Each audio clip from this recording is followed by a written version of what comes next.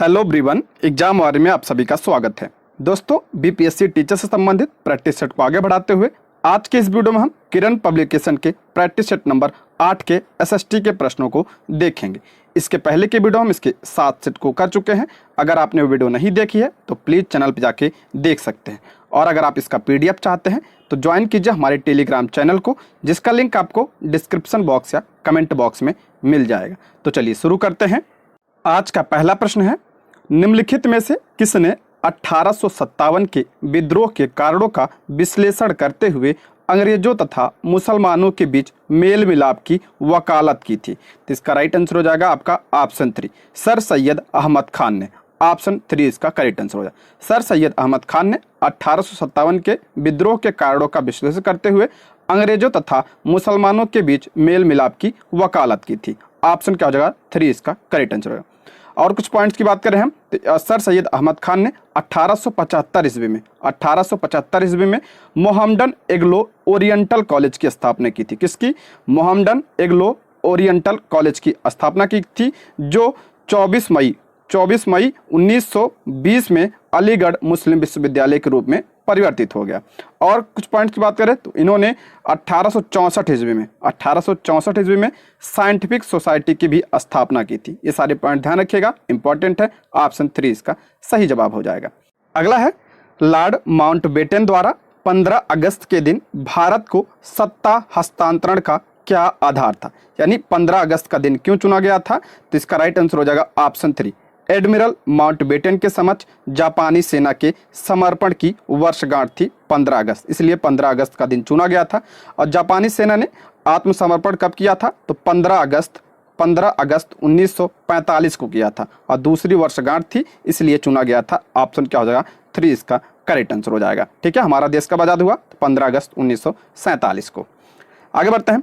हड़प्पा की सभ्यता के बारे में कौन सी उक्ति सही है? सही कथन पूछ रहा है यहाँ पे। उन्हें अश्वमेध की जानकारी थी, नहीं उन्हें घोड़े की जानकारी नहीं थी, तो अश्वमेध यज्ञ की जानकारी कैसे होगी? दूसरा है, गाय उनके लिए पवित्र थी, नहीं गाय पवित्र नहीं थी।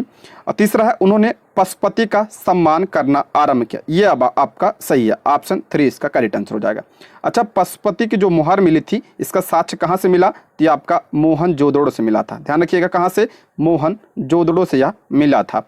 मोहनजोदड़ो जो है वर्तमान में कहाँ पे है? तो पाकिस्तान में। किस नदी के किनारे है पे आपका? ये आपका सिंधु नदी के किनारे है। ठीक है, ये भी आप ध्यान रखिएगा। ठीक है, आगे बढ़ते हैं।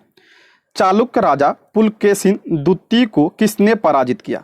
चालुक्य राजा पुलकेशिन द्वितीय को किसने पराजित किया था? तो आपका हो जाएगा ऑप्शन 2, पल्लव वंश का शासक था आपका नरसिंह वर्मन प्रथम ने पुलकेशिन द्वितीय को क्या किया था? पराजित किया था।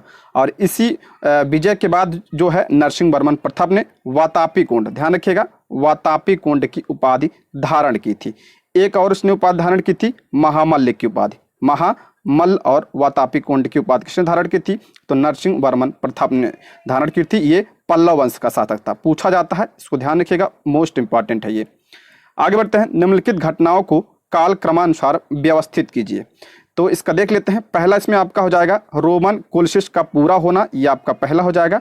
उसके बाद आपका भारत में गुप्त राजवंश का उदय 240 ईस्वी, 240 ये आपका दूसरा हो जाएगा। उसके बाद आपका तीसरा नंबर आएगा पैगंबर मोहम्मद का जन्म 570 ईस्वी में, ये आपका तीसरा हो जाएगा। और चौथा आपका हो जाएगा पीटर महान रूस का जार बनना, ये आपका हो जाएगा, ये आपका चौथा हो जाएगा। तो इसका करेक्ट आंसर हो जाएगा ऑप्शन 1, C, B, A और D। ऑप्शन क्या हो जाएगा? 1 इसका सही जवाब हो जाएगा। ठीक है, आगे बढ़ते हैं।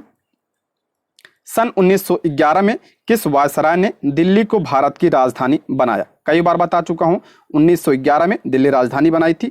किस वायसराय के समय में? तो ऑप्शन क्या हो जाएगा? 3, लॉर्ड हार्डिंग। ऑप्शन क्या हो जाएगा? 3, लॉर्ड हार्डिंग द्वितीय जो है उस समय वायसराय था। और इसकी घोषणा तो दिल्ली दरबार में जो 1911 में हुआ था, दिल्ली दरबार में इसकी घोषणा की। पहले राजधानी क्या थी? कोलकाता। ठीक है, ऑप्शन 1 इसका करेक्ट आंसर। ये लॉर्ड विलियम बेंटिक की बात करें तो ये भारत का क्या था? पहला गवर्नर जनरल था। करजन की बात करें तो करजन के समय में आपका 1905 में बंगाल का विभाजन हुआ था, सभी को पता है। आगे बढ़ते हैं। बाबा ठाकुरदास ने पटना में किस सोसाइटी की स्थापना की? बाबा ठाकुरदास ने पटना में किस सोसाइटी की स्थापना? तो ऑप्शन क्या हो जाएगा? टू इसका करेक्ट आंसर हो जाएगा। ऑप्शन 2 इसका राइट आंसर हो जाएगा। रामकृष्ण मिशन सोसाइटी की स्थापना किसने की थी? तो बाबा ठाकुर दास ने की थी 1906-7 ईस्वी 1906-7 ईस्वी में इसकी स्थापना की थी। और एक है रामकृष्ण मिशन की, रामकृष्ण मिशन की स्थापना किसने की थी? 1897 ईस्वी में स्वामी विवेकानंद ने इसकी स्थापना की थी। ये पॉइंट्स भी आप ध्यान रखिएगा। ठीक, थोड़ा फास्ट चलेंगे, टाइम कम है। अगला है मुगल जागीर तकनीकी रूप से निम्नलिखित में से क्या थी? मुगल जागीर जो है तकनीकी रूप से क्या थी? तो इसका करेक्ट आंसर हो जाएगा ऑप्शन 3, किसी अधिकारी के लिए भू राजस्व का क्या समुन्देशन करना। ऑप्शन क्या हो जाएगा? 3 इसका करेक्ट आंसर। मुगल काल में जागीर भूमि राज्य के प्रमुख सरदारों या व्यक्तियों को उनके वेतन के बदले दिया जाता। ध्यान रखिएगा, जागीर जो है उनके वेतन के बदले दिया जाता था, जिस पर उन्हें कर वसूल करने का अधिकार होता था, किंतु प्रशासनिक अधिकार नहीं होता था। वेतन के बदले दिया जाता था और उस जो भूमि था उस पर कर वसूल करने का अधिकार इन्हें था। ठीक है, आगे बढ़ते हैं। कुछ आरंभिक हिंदू मंदिरों में एक हॉल होता था जहां लोग इकट्ठा हो सकते थे। इस स्थान को क्या कहा जाता है? तो इसका करेक्ट आंसर हो जाएगा आपका ऑप्शन 2, इसे मंडप कहा जाता है। ऑप्शन क्या हो जाएगा? 2 इसका सही जवाब हो जाएगा। एक आपका सुना होगा गर्भगृह, गर्भगृह जो है क्या होता था? यहाँ पर आपका देवी देवताओं का क्या होती थी? मूर्ति होती थी, वो आपका गर्भगृह होता था। प्रदक्षिणा पथ जो है मंदिर के चारों ओर घूमने के लिए पथ होता था। ठीक है, ये सारे पॉइंट ध्यान रखिएगा, आर्ट एंड कल्चर से संबंधित है, पूछा जाता है ये सब। अल्लाह निम्नलिखित पुस्तकालयों में से किसमें ऐतिहासिक महत्व की पांडुलिपियों का सबसे बड़ा संग्रह है? कराया किस पुस्तकालय में पांडुलिपियों का सबसे बड़ा संग्रह है? तो इसका राइट आंसर हो जाएगा ऑप्शन 1, खुदा बख्श ओरिएंटल पब्लिक लाइब्रेरी में। ऑप्शन 1 इसका करेक्ट आंसर हो जाएगा। और ये कहाँ पे है? तो ये आपके पटना में है। ठीक है, पटना में है और इसकी स्थापना जो है 1891 ईस्वी में खान बहादुर खुदा बख्श द्वारा की गई थी। ठीक है, ऑप्शन 1 इसका सही जवाब हो जाएगा। आगे बढ़ते हैं। राजा हर्षवर्धन के दरबारी कवि बाणभट्ट ने उनकी जीवनी हर्षचरित निम्नलिखित भाषाओं में लिखी। ये पूछा जाता है प्रश्न, ध्यान रखिएगा। बाणभट्ट ने क्या लिखा? हर्षचरित जो है। और ये किसके दरबारी थे? तो हर्षवर्धन के थे। और किस भाषा में लिखा हर्षचरित को? संस्कृत भाषा में लिखा है। ऑप्शन क्या हो जाएगा? 3 इसका करेक्ट आंसर हो जाएगा। किस भाषा में? संस्कृत भाषा में। अक्सर पूछा जाता है, इसको ध्यान रखिएगा। आगे बढ़ते हैं। महापाषाण संस्कृति यानी 500 से ईसा पूर्व से 1000 ईस्वी हमें दक्षिण भारत के उस ऐतिहासिक युग से परिचित कराती है जब महापाषाण काल में उपयोग में लाए जाते थे। तो इसका करेक्ट आंसर हो जाएगा आपका ऑप्शन 3, बड़े पत्थरों से घिरी गई समाधियां यानी कब्रें। ऑप्शन 3 इसका करेक्ट आंसर हो जाएगा। ध्यान रखिएगा, भारतीय प्रायद्वीप के उच्च भागों में रहने वाले लोग महापाषाण निर्माता कहलाते हैं। उनकी जानकारी उनकी कब्रों से मिलती है जो महापाषाण कहलाती है। और इन कब्रों को महापाषाण इसलिए कहते हैं कि इन्हें बड़े बड़े पत्थरों के टुकड़ों से घेर दिया जाता था। ठीक है, ऑप्शन 3 इसका करेक्ट आंसर हो जाएगा। अल्लाह अशोक के अधीन मौर्य राजतंत्र का सबसे सही वर्णन निम्नलिखित में से कौन सा होगा? अशोक के अधीन मौर्य राजतंत्र का सबसे सही वर्णन निम्नलिखित में से कौन सा? ऑप्शन 1, प्रबुद्ध स्वेच्छाचारी शासन। ऑप्शन 1 इसका करेक्ट आंसर हो जाएगा। अच्छा, अशोक की बात करें तो अशोक जो है किसका पुत्र था? तो बिंदुसार का पुत्र था। किसका पुत्र? बिंदुसार का पुत्र अशोक था। इसका राज्याभिषेक कब हुआ था? 269 ईसा पूर्व में राज्याभिषेक हुआ था। और इसी के समय में 261 ईसा पूर्व में कलिंग का युद्ध भी हुआ था। ये पॉइंट्स भी आप ध्यान रखिएगा। अच्छा, मौर्य वंश की स्थापना किसने की थी? चंद्रगुप्त मौर्य ने 322 ईसा पूर्व में। आगे बढ़ते हैं। निम्नलिखित वास्तुशिल्प के चमत्कारों में किसका निर्माण ईसा की 12वीं शताब्दी में नहीं हुआ? कह रहा 12वीं शताब्दी में किसका निर्माण नहीं हुआ है? तो आपका हो जाएगा ऑप्शन 1, कोणार्क का सूर्य मंदिर का निर्माण। ऑप्शन 1 इसका करेक्ट आंसर हो जाएगा। इसका निर्माण आपका जो है 13वीं शताब्दी में हुआ। ठीक है, 12वीं नहीं 13वीं शताब्दी में इसका निर्माण हुआ। और ये कहाँ पे है? उड़ीसा में। और जो है इसे ब्लैक पगोडा के नाम से जाने जाते हैं। और इसका निर्माण किसने करवाया था? तो नरसिंह देव, गंग वंश के शासक नरसिंह देव ने इसका निर्माण करवाया था। पूछा जाता है, इसको ध्यान रखिएगा, गंग वंश का शासक था। ठीक है, ऑप्शन क्या हो जाएगा? 1 इसका करेक्ट आंसर हो जाएगा। आगे बढ़ते हैं। कन्नौज पर लंबे समय तक त्रिपक्षीय संघर्ष किन 3 राजवंशों के बीच चला? इंपॉर्टेंट है ये। कन्नौज के लिए जो है युद्ध हुआ था, ये आपका त्रिपक्षीय संघर्ष चला था। तो इसका करेक्ट आंसर हो जाएगा, तो ऑप्शन हो जाएगा 2, पाल, राष्ट्रकूट और गुर्जर प्रतिहार वंश। ऑप्शन क्या हो जाएगा? 2 इसका करेक्ट आंसर हो जाएगा। और कन्नौज पर अधिकार करने के लिए यह युद्ध हो रहा था। ठीक है, आगे बढ़ते हैं। भारत के स्वतंत्रता संग्राम के दौरान निम्नलिखित में से किसने प्रथम अखिल भारतीय हड़ताल का नेतृत्व किया था? कह रहा है कि अखिल भारतीय हड़ताल का नेतृत्व किसने किया था? ऑप्शन 2 इसका राइट आंसर हो जाएगा। रॉलेट एक्ट के खिलाफ विरोध, ऑप्शन क्या आ जाएगा? 2 इसका करेक्ट आंसर। रॉलेट एक्ट कब आया था? आपका 1919 में आया था, ठीक है, ऑप्शन 2 इसका करेक्ट आंसर हो जाएगा। और इसी के विरोध में लोग जो है जलियांवाला बाग हत्याकांड में इकट्ठा हुए थे, जलियांवाला बाग में इकट्ठा हुए थे, और यहीं पे जलियांवाला बाग हत्याकांड हुआ था। कब हुआ था? 13 अप्रैल 1919 में हुआ था। ये पॉइंट्स भी आप ध्यान रखिएगा, ठीक। इसे काला कानून भी कहा जाता है।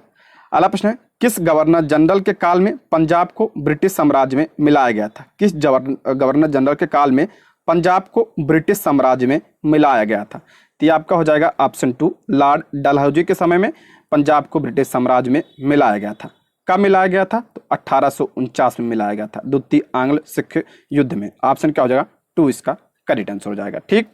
आगे बढ़ते हैं। 19वीं सदी में निम्नलिखित में से किसने कुरान शरीफ की आयतों का हवाला देकर महिलाओं की शिक्षा के लिए तर्क किया? 19वीं सदी में निम्नलिखित में से किसने कुरान शरीफ की आयतों का हवाला देकर महिलाओं की शिक्षा के लिए तर्क किया? तो इसका राइट आंसर हो जाएगा आपका ऑप्शन 2, मुमताज अली। ऑप्शन 2 इसका सही जवाब हो जाएगा। आगे बढ़ते हैं। जाति समानता को प्रचारित करने के लिए निम्नलिखित में से किसने सत्यशोधक समाज की स्थापना की? सत्यशोधक समाज की स्थापना किसने? तो आपका ऑप्शन 2, ज्योतिबा फूले ने की थी। ऑप्शन 2 इसका करेक्ट आंसर हो जाएगा। कब किया था इन्होंने? 1873 में महाराष्ट्र में इसकी स्थापना की थी। ज्योतिबा फूले की पुस्तक ध्यान रखिए आपका क्या है? गुलामगिरी। गुलामगिरी किसकी पुस्तक है? ज्योतिबा फूले की, ठीक। आगे बढ़ते हैं। अशोक की प्रशासनिक नीति में भारी परिवर्तन किस घटना से आया? अशोक की प्रशासनिक नीति में भारी परिवर्तन तो कलिंग के युद्ध के बाद आया था। ऑप्शन 2 इसका करेक्ट आंसर। कलिंग का युद्ध कब हुआ था? 261 ईसा पूर्व में कलिंग का युद्ध हुआ था। इसी के बाद जो है अशोक ने युद्ध नीति को त्याग दिया था। आगे बढ़ते हैं। स्वामी सहजानंद सरस्वती ने एक पत्रिका का प्रकाशन किया जिनका नाम था, स्वामी सहजानंद सरस्वती ने जो है पूछ रहा पत्रिका, इनकी पत्रिका क्या थी? हुंकार। ऑप्शन 2 इसका करेक्ट आंसर हो जाएगा। एक पॉइंट सावधान रखिएगा, 1936 में लखनऊ में आयोजित अखिल भारतीय किसान सभा इन्हीं के प्रयासों का प्रतिफल था। अखिल भारतीय किसान सभा की स्थापना किसने? तो आपका स्वामी सहजानंद ने। ऑप्शन 2 इसका करेक्ट आंसर हो जाएगा। अला निम्नलिखित व्यक्ति और घटना का सही मेल बताइए। व्यक्ति दिया है और घटना दिया है, तो इसका करेक्ट आंसर हो जाएगा आपका 92 का, तो इसका राइट आंसर हो जाएगा ऑप्शन 3, केवल एक आपका सही है। सुल्तान मोहम्मद गजनी की बात कर रहा है, सोमनाथ की लूट। ऑप्शन 1 इसका सही जवाब हो जाएगा। कब किया था? 1025 ईस्वी में इसको लूटा था, ठीक है। आगे बढ़ते हैं। नेताजी सुभाष चंद्र बोस ने किस वर्ष आईसीएस की परीक्षा उत्तीर्ण की थी? आईसीएस की परीक्षा जो है नेताजी सुभाष चंद्र बोस ने कब परीक्षा उत्तीर्ण की थी? तो 1920 में। ऑप्शन क्या हो जाएगा?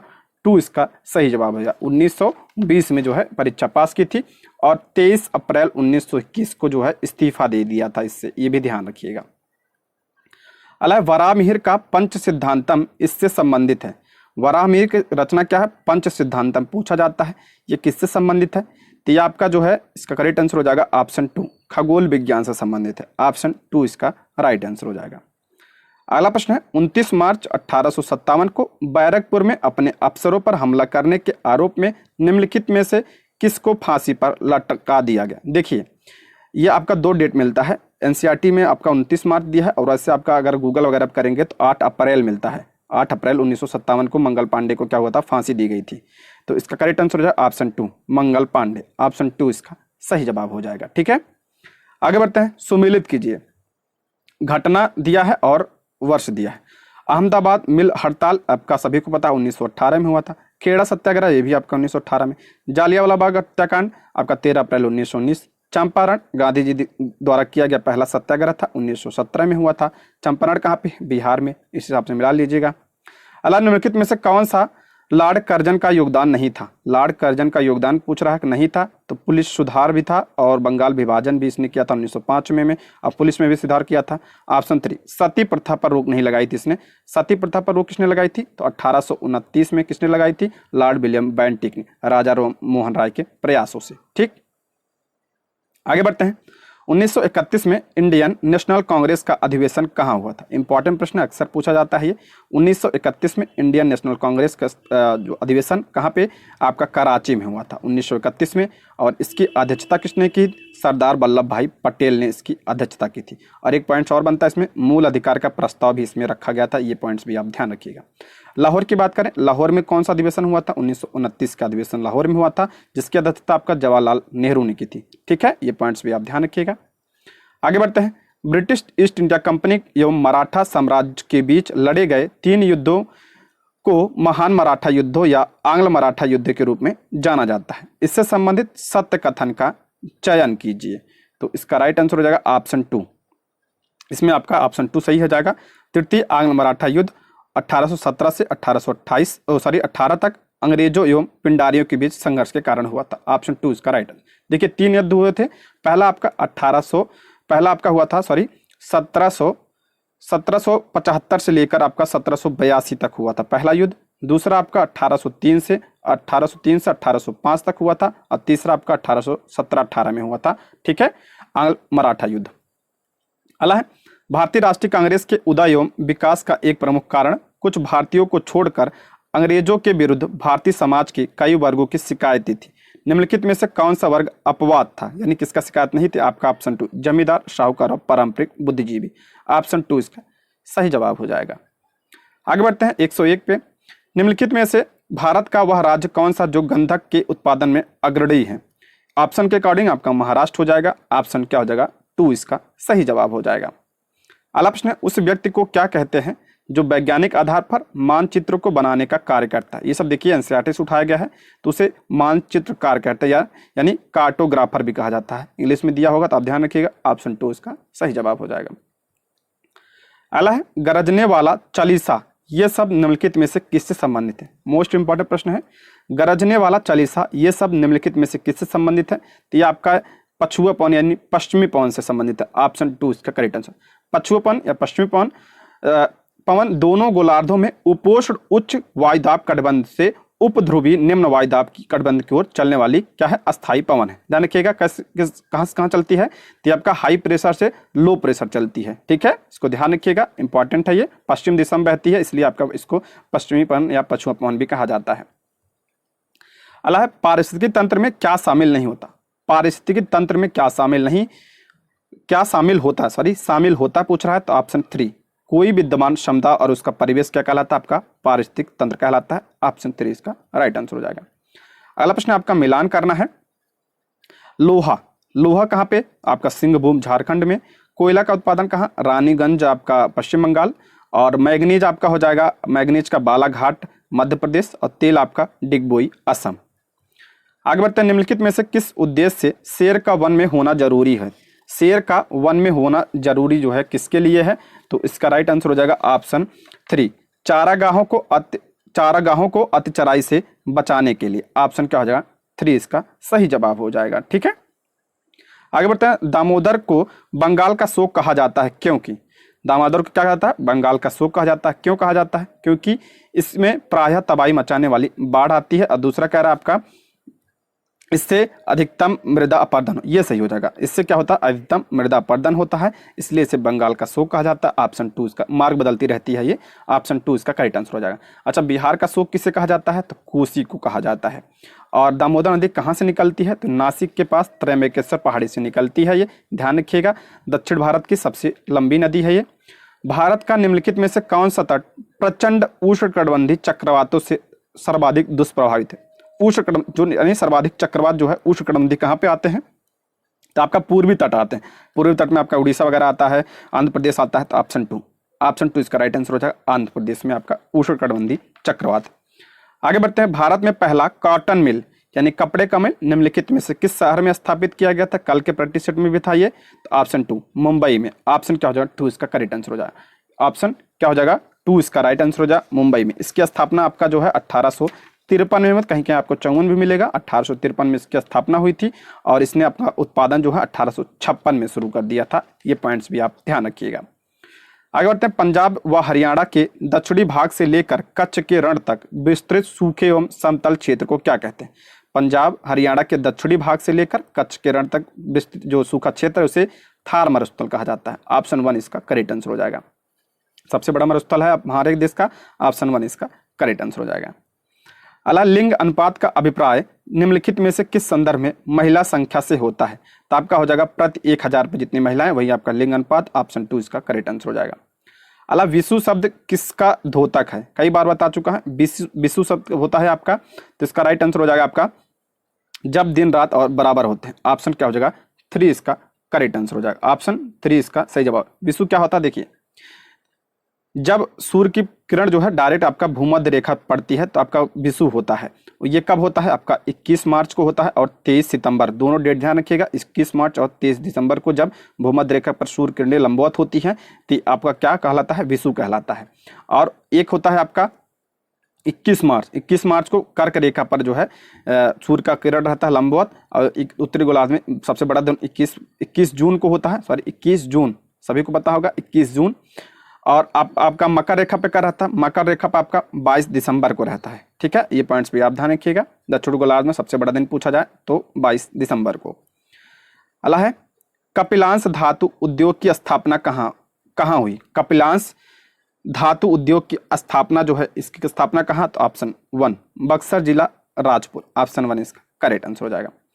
अगला प्रश्न है निम्नलिखित में से किस क्षेत्र में अनुसूचित जाति का सर्वाधिक संकेंद्रण है? अनुसूचित जाति का सर्वाधिक संकेंद्रण कहाँ पे है? तो ऑप्शन 1 भारत गंगे यानी इंडो गंगटिक मैदान में, ऑप्शन 1 इसका करेक्ट आंसर हो जाएगा। दोस्तों यदि आप हमारे चैनल पर नए हैं तो प्लीज़ चैनल को सब्सक्राइब करें, और अगर आपको वीडियो पसंद आती है तो लाइक शेयर और कमेंट करें, और कोई सुझाव हो तो कमेंट बॉक्स में ज़रूर बताएं। आप लोग कमेंट करते हैं, इससे हमें मोटिवेशन मिलता है। तो आगे बढ़ते हैं हम। अगला प्रश्न है लेटराइट मिट्टी उस क्षेत्र में पाई जाती है। लेटराइट मिट्टी की बात कर रहा है, ये जहाँ पे उच्च क्या होता है वर्षा होती है और जहाँ पे तापमान भी अधिक होता है वहाँ पाई जाती है, केरल वगैरह के क्षेत्र में। ऑप्शन 2 इसका करेक्ट आंसर हो जाएगा। ठीक है, ऑप्शन 2 जहाँ पे ज़्यादा वर्षा होती है। अला चक्रवात कब होता है? चक्रवात कब होता है? तो इसका करेक्ट आंसर हो जाएगा आपका ऑप्शन 3 जब केंद्र में निम्न दाब और चारों ओर उच्च वायु दाब होता है। पूछा जाता है जब केंद्र में आपका क्या होता है? निम्न दाब होता है और चारों तरफ क्या होता है? तो हाई प्रेशर होता है, तब आपका चक्रवात की उत्पत्ति होती है, ध्यान रखिएगा। आगे बढ़ते हैं। निम्नलिखित में से कौन सी चट्टान अवसादी चट्टान है? अवसादी चट्टान कौन सी है? अवशिष्ट चट्टान, तो आपका आर्कोज, ऑप्शन 3 इसका करेक्ट आंसर हो जाएगा। बलुआ पत्थर का ही प्रकार है आपका आर्कोज। अला निम्नलिखित में से भारत का कौन सा क्षेत्र उष्णकटिबंधीय सदाबहार वन से ढका है? उष्णकटिबंधीय सदाबहार वन से ढका है कौन सा? तो आपका पश्चिमी घाट, ऑप्शन क्या हो जाएगा 3 इसका करेक्ट आंसर। और पश्चिमी घाट में आपका सर्वाधिक जैव विविधता पाई जाती है, ये भी पॉइंट आप ध्यान रखिएगा। अगला प्रश्न है सरदार सरोवर बांध निम्नलिखित में किस नदी पर बना है? कई बार आ चुका है ये प्रश्न, तो ऑप्शन 1 नर्मदा नदी पर है, गुजरात में, ऑप्शन 1 इसका करेक्ट आंसर हो जाएगा। कुछ बताने की जरूरत नहीं है इसमें। निम्नलिखित में से वह कौन सी नदी है जो विभ्रंश घाटी यानी रिफ्ट वैली से गुजरती है? तो ऑप्शन 2 हो जाएगा नर्मदा नदी। नर्मदा और ताप्ती ध्यान रखिएगा, ये अरब सागर में गिरती है और ये रिफ्ट वैली से बहती है, और ये किसका निर्माण करती है? एस्चुरी का निर्माण करती है। एस्चुरी का निर्माण ये दोनों नदियाँ करती हैं, ये पॉइंट्स भी ध्यान रखिएगा, पूछा जाता है। ठीक है, नर्मदा नदी कहाँ से निकलती है? तो अमरकंटक की पहाड़ी से निकलती है। अला तटवर्ती आंध्र प्रदेश तथा उड़ीसा को निम्नलिखित में से किस कारण से प्रायः प्राकृतिक विपत्तियों का सामना करना पड़ता? अभी हमने पीछे पढ़ा था कि पूर्वी तट पर क्या आते हैं? आपका चक्रवात आते हैं, ऑप्शन 1 इसका करेक्ट आंसर हो जाएगा। अला भूमि संरक्षण की जिस विधि में पहाड़ी ढलान को काटकर सीढ़ियां बना दी जाती हैं उसका नाम क्या है? भूमि संरक्षण की जिस विधि में पहाड़ी को ढलान को काटकर सीढ़ियां बना दी जाती है तो उसे सीढ़ी नुमा खेती यानी सोपान कृषि कहा जाता है, ऑप्शन 3 इसका करेक्ट आंसर हो जाएगा। अला निम्नलिखित भारतीय राज्यों में से कौन सा लगभग इतना बड़ा है जितना भी कि यूरोप का राष्ट्र पोलैंड है? तो आपका हो जाएगा महाराष्ट्र, ऑप्शन 3 इसका करेक्ट आंसर हो जाएगा। महाराष्ट्र जो है क्षेत्रफल किस आपसे किस नंबर पे है? तीसरे नंबर पे। पहले स्थान पे कौन सा? राजस्थान, दूसरे पे मध्य प्रदेश, तीसरे पे आपका महाराष्ट्र है। ठीक, आगे बढ़ते हैं। पृथ्वी को भू आब के रूप में क्यों वर्णित किया जाता है? भू आब यानी पृथ्वी की आकृति कैसी है? भू आब है, तो क्यों? ऑप्शन क्या हो जाएगा 3। पृथ्वी ध्रुवों के पास चपटी हुई है, पृथ्वी की अपनी आकृति है कौन सी? भू आब। अब ये क्या कहते हैं? ध्रुवों पर चपटी है इसलिए इसका आकृति क्या है? भू आब है, ऑप्शन 3 इसका करेक्ट आंसर हो जाएगा। अगला प्रश्न है प्रसिद्ध नारा गरीबी हटाओ दिया गया था, तो गरीबी हटाओ वैसे तो 5वीं पंचवर्षीय योजना में दिया गया था, लेकिन इसमें आपका चौथी दिया है। ठीक है, ऑप्शन 3 इसका करेक्ट आंसर हो जाएगा। ठीक, अगला प्रश्न है, संघ केंद्र द्वारा वसूल किए गए निम्नलिखित में से वह कौन सा है जिसे राज्यों को नहीं सौंपा जा सकता है। करा, संघ केंद्र द्वारा वसूल किए गए निम्नलिखित करों में से वह कौन सा कर है जो राज्यों को सौंपा नहीं जा सकता। तो आपका सेवा कर जो है राज्यों को नहीं सौंपा जाता। ऑप्शन क्या हो जाएगा 3 इसका करेक्ट आंसर हो जाएगा। ऑप्शन 3 इसका राइट आंसर हो जाएगा। अगला प्रश्न है, भूपर्पट्टी में वह स्थान जहां भूकंपी तरंगे आरंभ होती हैं उसे कहा जाता है। भूकंपी तरंगे जहां से आरंभ होती हैं आपका उसे क्या कहा जाता है, अधिकेंद्र कहा जाता है। ऑप्शन 1 इसका करेक्ट आंसर। जहां से भूकंप का उत्पन्न होता है वो भूकंप मूल होता है और ऊपर जो क्षेत्र होता है आपका क्या होता है, अधिकेंद्र होता है। अगला, भारत में परिवहन का कौन सा साधन अधिक सस्ता और बेहतर है। तो सबसे सस्ता कौन सा है आपका, जल मार्ग होता है, यानी जल परिवहन। ऑप्शन 1 इसका करेक्ट आंसर हो जाएगा। अगला, वे उद्योग क्या कहलाते हैं जो उन वस्तुओं का उत्पादन करते हैं जिनका उपयोग अन्य वस्तुओं के उत्पादन के लिए किया जाता है। वे उद्योग क्या कहलाते हैं जो उन वस्तुओं का उत्पादन करते हैं जिनका उपयोग अन्य वस्तुओं के उत्पादन के लिए किया जाता है। तो इसका करेक्ट आंसर हो जाएगा ऑप्शन 1 पूंजीगत समान उद्योग। ऑप्शन 1 इसका सही जवाब हो जाएगा। अगला, जल राशि जो स्पेन एवं फ्रांस दोनों के बीच तटीय क्षेत्र बनाती है कौन सा है। तो तटीय क्षेत्र स्पेन एवं फ्रांस के बीच, तो इसका करेक्ट आंसर हो जाएगा आपका ऑप्शन 3 बिस्के की खाड़ी। ऑप्शन क्या हो जाएगा 3 इसका राइट आंसर हो जाएगा। अगला, निम्नलिखित में से उच्च न्यायालय या उच्चतम न्यायालय का वह रिट आदेश कौन सा है जो प्राधिकार को रद्द करने के लिए लिया जाता है। तो यह आपका अधिकार परीक्षा। ऑप्शन क्या हो जाएगा 3 इसका करेक्ट आंसर हो जाएगा। अच्छा, सुप्रीम कोर्ट किस आर्टिकल के तहत जारी करता है, आर्टिकल 32 के तहत रिट जारी करता है और हाई कोर्ट 226 के तहत रिट जारी करता है। ठीक है। अगला, किसी राज्य को विशेष दर्जा प्रदान करने में केंद्रीय सरकार का निहितार्थ निम्नलिखित में से क्या होता है। विशेष राज्य का जो है दर्जा, विशेष दर्जा, तो इसका करेक्ट आंसर हो जाएगा आपका ऑप्शन 4 इसका करेक्ट आंसर हो जाएगा। देखिए, इसमें आपका केंद्रीय सहायता का अधिकांश प्रतिशत सहायता अनुदान के रूप में होगी, ये भी आपका सही है। कुल सहायता की प्रतिशतता के रूप में ऋण की राशि कम होगी, ये भी आपका सही है। तो इसका करेक्ट आंसर हो जाएगा ऑप्शन 4 उपयुक्त में से एक से अधिक सही है।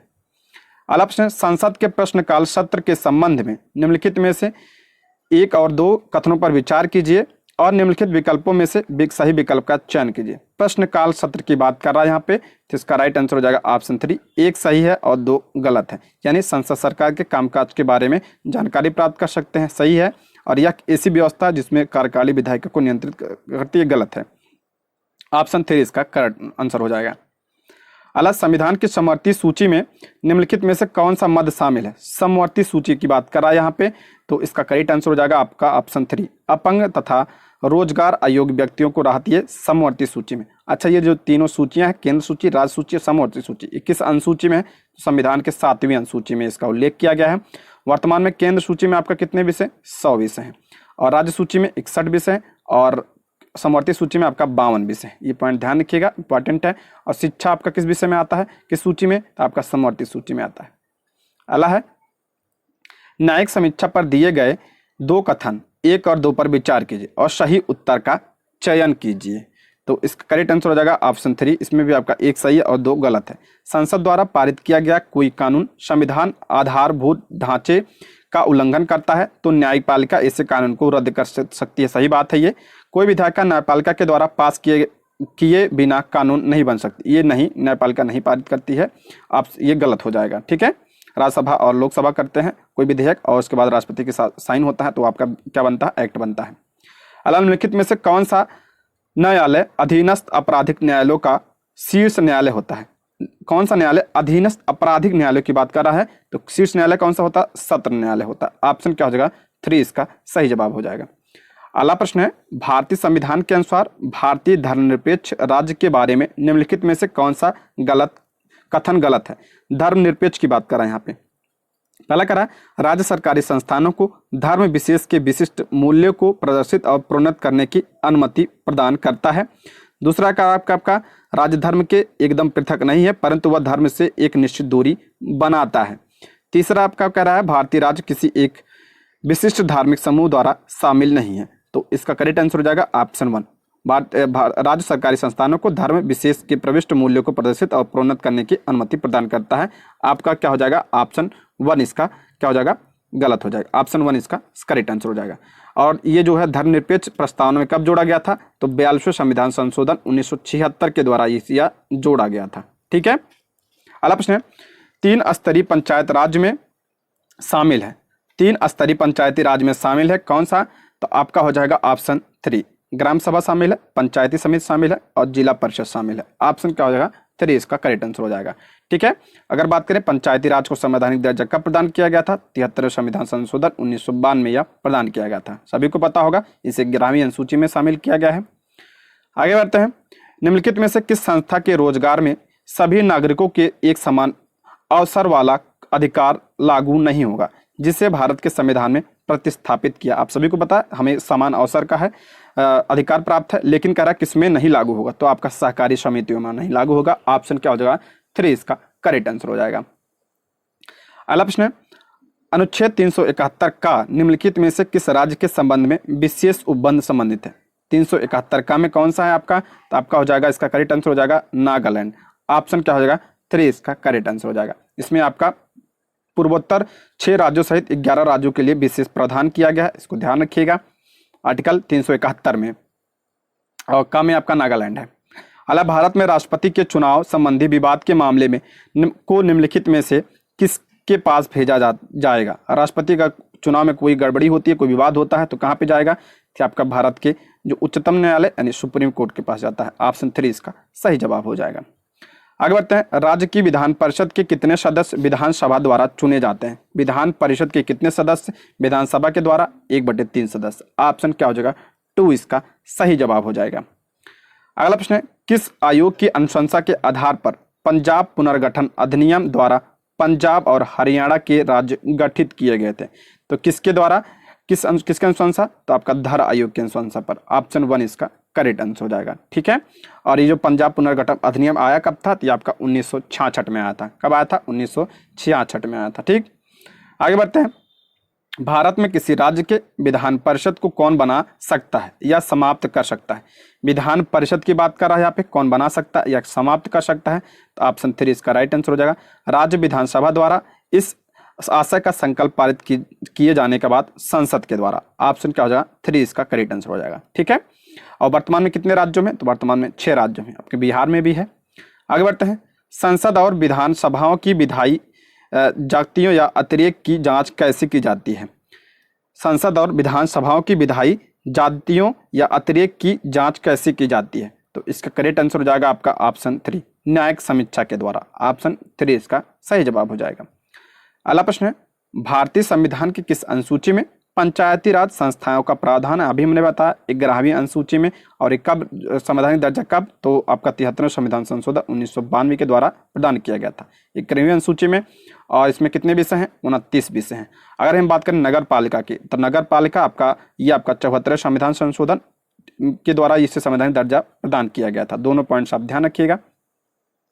अला निम्नलिखित में से कौन सी संसदीय समिति का संघ अनिवार्य रूप से सत्ताधारी दल के सदस्यों में से होता है, तो आपका 1 प्राक्कलन समिति। प्राक्कलन समिति में आपका लोकसभा के सदस्य होते हैं, और जो है इसमें कितने सदस्य होते हैं, आपका 30 सदस्य होते हैं। ठीक है, इसको ध्यान रखिएगा, इंपॉर्टेंट प्रश्न है ये। आगे बढ़ते हैं, वह अधिकतम अवधि कितनी होती है जिस तक संविधान के अनुच्छेद 356 के अधीन राष्ट्रपति द्वारा जारी की गई संसद द्वारा बढ़ाई गई उद्घोषणा समानता लागू रह सकती है। तो आपका हो जाएगा ऑप्शन 1 इसका करेक्ट आंसर 6 महीने तक। आर्टिकल 356 में क्या है आपका, राष्ट्रपति शासन है। ठीक है, राष्ट्रपति शासन। अगला प्रश्न, निम्नलिखित में से कौन सा विषय भारतीय संविधान के अनुसार संघीय सूची में सम्मिलित नहीं है। संघीय सूची यानी केंद्र सूची में सम्मिलित नहीं पूछ रहा है, तो इसका करेक्ट आंसर हो जाएगा ऑप्शन 3 स्थानीय शासन जो है ये नहीं है, राज्य सूची का विषय है। ऑप्शन 3 इसका करेक्ट आंसर हो जाएगा। अगला प्रश्न, निम्नलिखित में से कौन सा कथन भारत के उपराष्ट्रपति चुने जाने की अर्हता के संबंध में नहीं है, तो इसका राइट आंसर हो जाएगा ऑप्शन 3 वह लोकसभा का सदस्य निर्वाचित होने के लिए अर्हित नहीं है, ये आपका गलत है। और वह भारत का नागरिक होना चाहिए, सही है। और उसकी उम्र कितनी होनी चाहिए, 35 वर्ष होनी चाहिए। ठीक है, इंपॉर्टेंट प्रश्न है, ध्यान रखिएगा। अच्छा, जो उपराष्ट्रपति होता है ये किसका सभापति होता है, ये आपका राज्यसभा का सभापति होता है। ये किस आर्टिकल में कहा गया है, आर्टिकल 64 में कहा गया है। ठीक है दोस्तों, वीडियो कैसी लगी आप कमेंट बॉक्स में जरूर बताइएगा। ये रहे आज के प्रश्न। Thank you for watching.